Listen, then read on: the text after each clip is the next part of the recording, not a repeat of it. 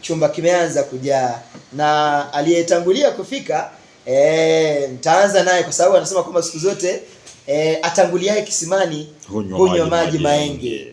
Na acheleaye kisimani hunywa maji mavunju. Namuona mwalimu sikujua. Inaonekana yeye atakunywa maji mavunju, sivyo? Atapata bana, tayari sisi tutachota maji safi. Tumeshamaliza. Kwa hiyo maji mavunju kwa lugha yenu mwalimu Osula anasemaje? Tunasema kwamba kwa lugha ya nyumbani ama lugha ya kawaida ama lugha ya mama. Lugha ya mama tunasema kwamba yale maji yametumbulua ama vipi? Yametumbulua, sio? Maana kwamba yamechafuka.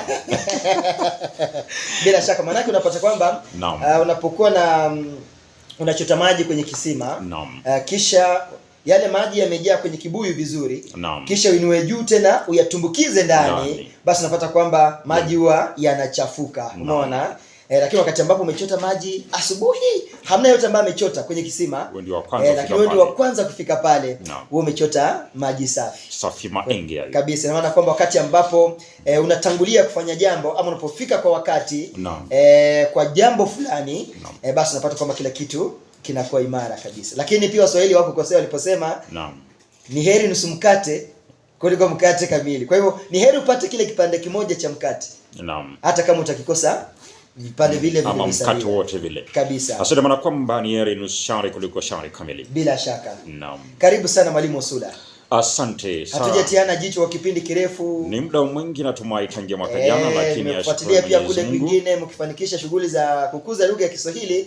Na nilifurahishwa sana namna mliokuwa pia mkiendesha kipindi katika sehemu ya pili.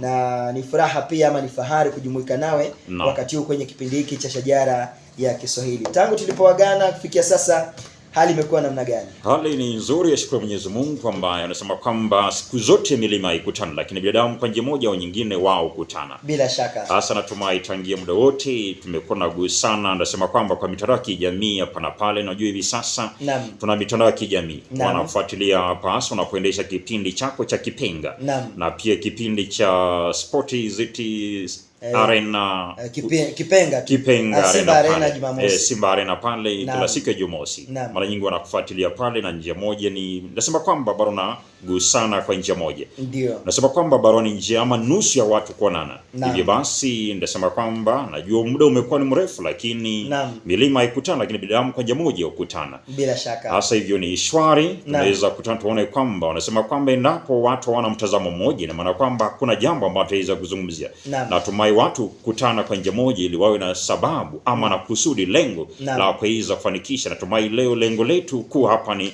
angalau kuweza kukuza Kiswahili. Na hivyo basi unafahamu kwamba idadi kubwa ya watu hasa dunia nzima lugha ambayo inatumika lugha ya Kiswahili. Hivyo basi kwa fahari hasa kama walimu na pia wanafunzi kule nyumbani na wazazi na yule usema kwamba yule msikilizaji ama yule mpenzi wa lugha ya Kiswahili ambaye anakienzi lugha ya Kiswahili, itakuwa ni fahari endapo atagusana nasi kwa njia moja au nyingine, kwa kwamba Kiswahili kinazidi kukua. Nasema kwamba lugha ni kama mtu inazaliwa ukua na mwisho wa siku ufa. Hivyo basi unapoangalia tangia miaka kale kuna maneno ambayo mara nyingi tuliweza kuyatumia, lakini hivi sasa yale maneno hivi sasa tuyatumia. Ina maana kwamba lugha inakuwa inapozaliwa, mwisho wa siku unapata yale maneno yatakuwepo, lakini kwa muda mfupi yale maneno yatakuja kuondoka. Hivi basi tunasema kwamba ni njia moja ya lugha kuzidi kukua na kuimarika zaidi.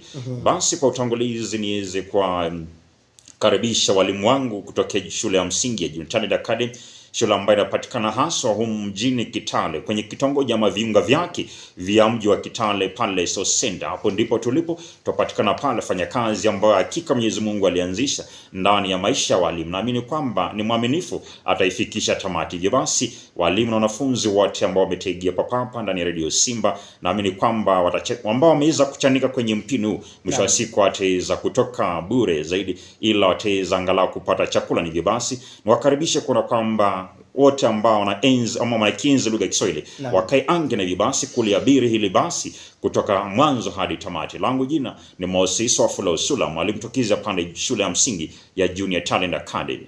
Bila shaka unasema kwamba siku zote achanikae kwenye mpini hafinja. Mwalimu, sikujua, labda nisichokijua, labda safari labda imekuwa ngumu, ameamka